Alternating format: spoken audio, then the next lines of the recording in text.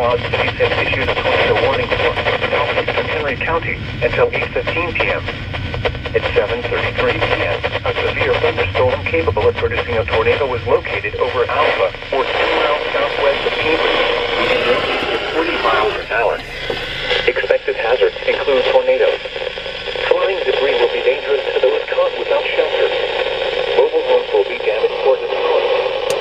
Damage to roof, windows, and vehicles will occur. Tree damage is likely. This dangerous storm will be near Andover around 7:45 p.m. Cambridge around 7:50 p.m. Atchison around 8:05 p.m. and along around 8:15 p.m.